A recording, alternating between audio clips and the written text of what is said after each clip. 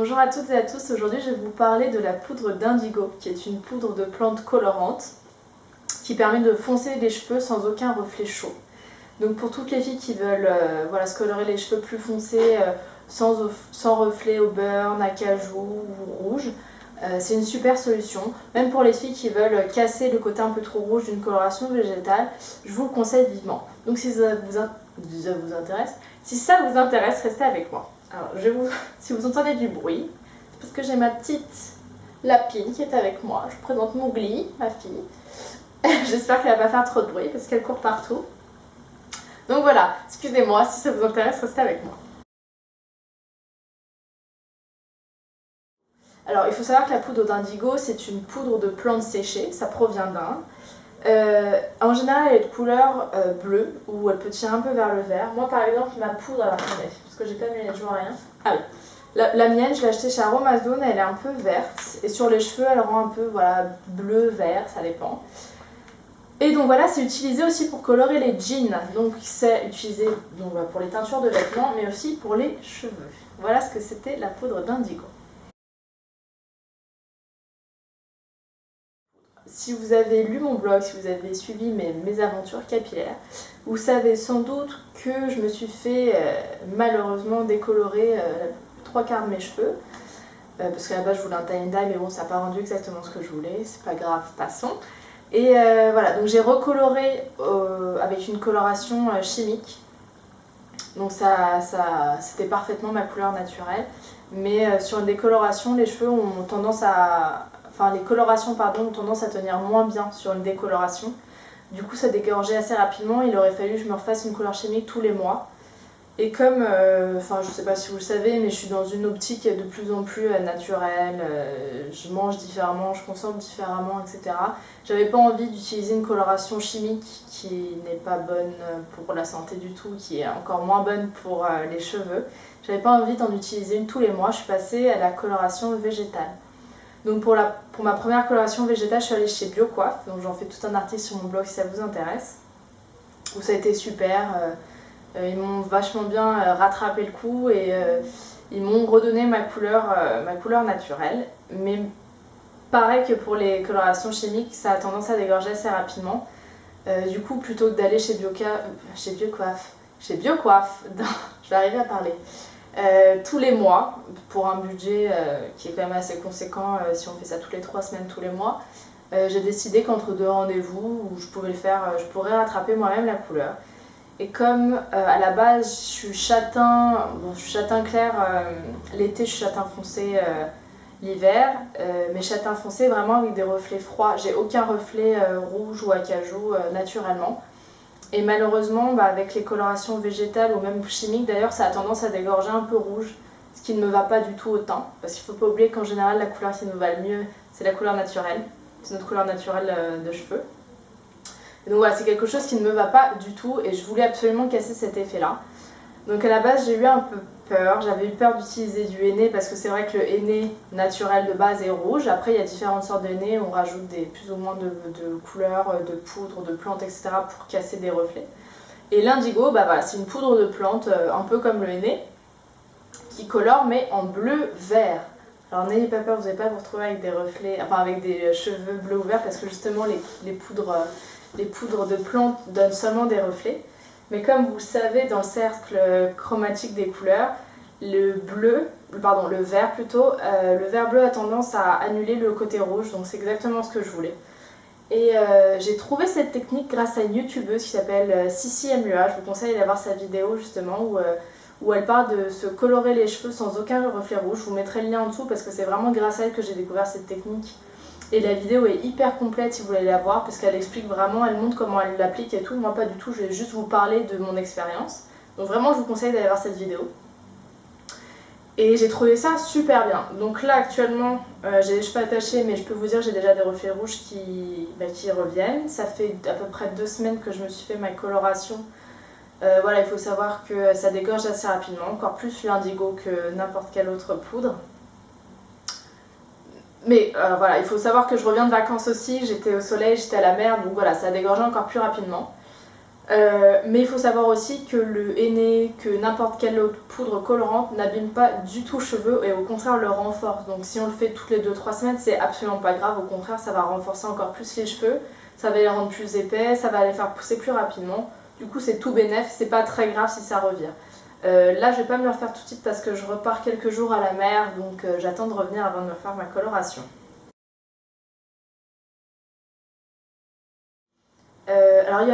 Je me suis renseignée parce que je suis pas une pro non plus des poudres colorantes. Il y a certaines filles qui le font sur cheveux propres, d'autres sur cheveux sales. Moi j'ai fait sur cheveux propres, je me suis lavé les cheveux. Alors n'utilisez pas d'après-shampoing ou de soin, faites vraiment seulement un shampoing. Sinon ça va faire moins bien tenir la coloration. Donc moi j'ai mélangé du henné neutre et de la poudre d'indigo, pardon, comme le conseille Sissi MUA. Tout simplement parce que le henné neutre apporte énormément de soins et je voulais pas non plus trop foncer mes cheveux parce que ça ne me va pas non plus, des cheveux noirs et bruns très foncés. Du coup voilà, je voulais un peu foncer, enlever les reflets roux sans pour autant vraiment avoir une couleur très foncée. Du coup ça cassait un peu l'effet de l'indigo. Donc j'ai mélangé, moi j'ai mis 2 cuillères à soupe de chaque poudre, c'était un peu trop, j'ai malheureusement gâché un peu de poudre, du coup moi j'ai les cheveux à peu près aux épaules mais très épais.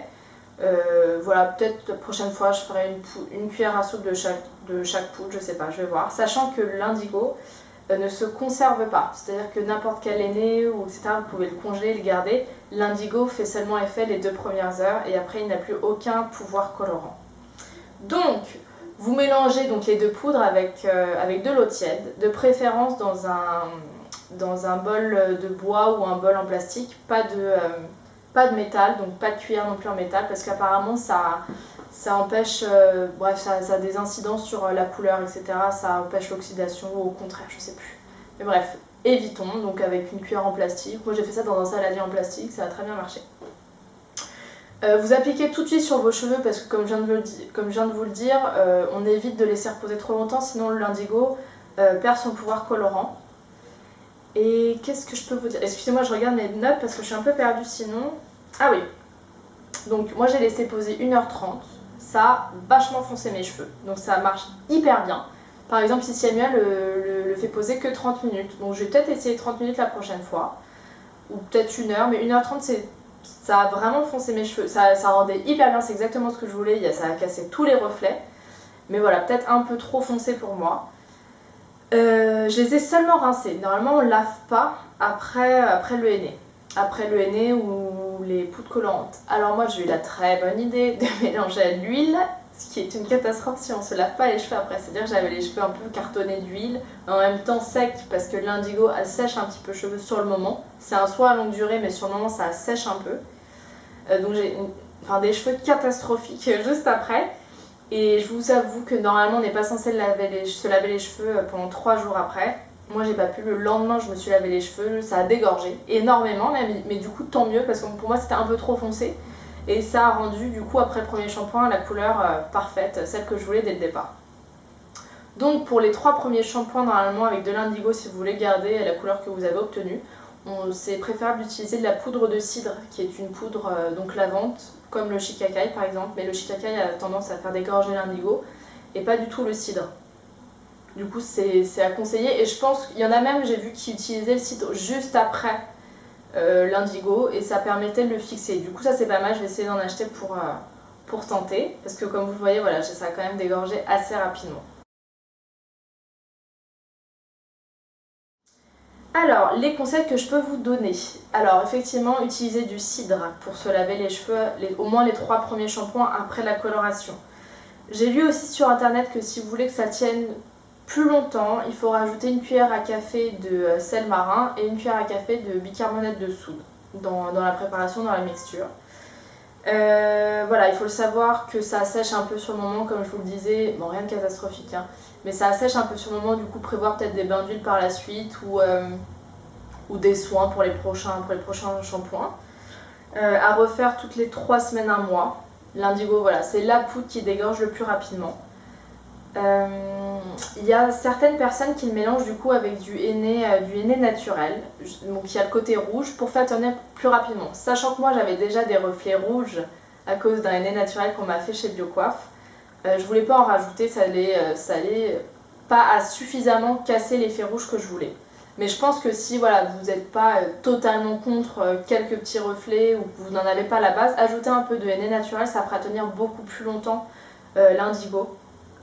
Et enfin, pour les personnes qui veulent se couvrir les cheveux blancs avec l'indigo pour retrouver la couleur marron ou noire que vous avez naturellement, c'est tout à fait possible, mais d'abord il faut faire une première couche voilà, de henné naturel qui va donner des cheveux rouges, vraiment un rouge, un bon rouge flamboyant. Je vais pas arriver à parler aujourd'hui, excusez-moi.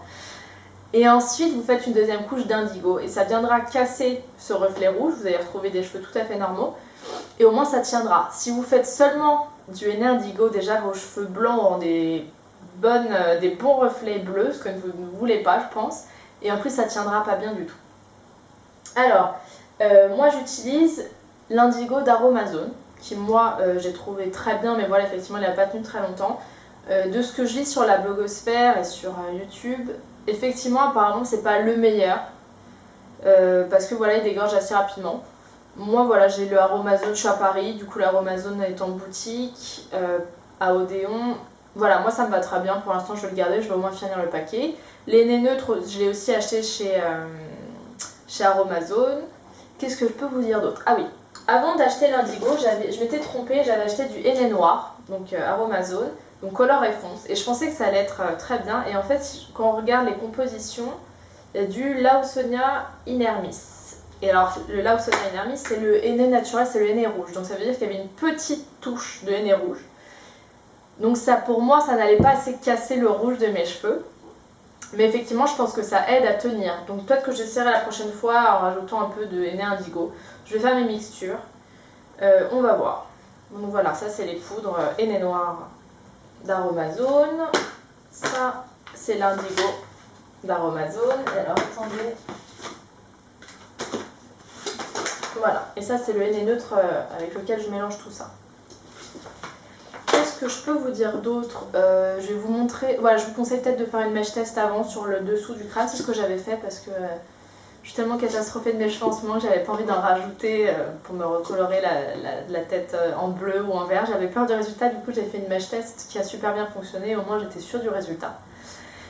Faire bien attention à la composition des poudres, il faut surtout qu'elles soient 100% naturelles et qu'il n'y ait pas de sel d'aluminium parce que bon, sur des cheveux naturels ça va avoir tendance à les abîmer, mais sur des cheveux qui ont été déjà colorés chimiquement ça va pouvoir les casser et il y a certaines personnes qui ont vu leurs cheveux coupés en deux à cause du sel d'aluminium. Donc ça c'est vraiment faire hyper attention à la composition des poudres que vous utilisez. Donc voilà, j'espère que ça va vous aider. Moi je suis hyper contente du résultat, je vais en refaire un d'ici une semaine quand je reviendrai. Et écoutez, montrez les résultats si vous le faites, n'hésitez pas à donner d'autres astuces si vous en avez pour casser cet effet rouge. Je vous embrasse. Un petit bisou encore. Bye bye.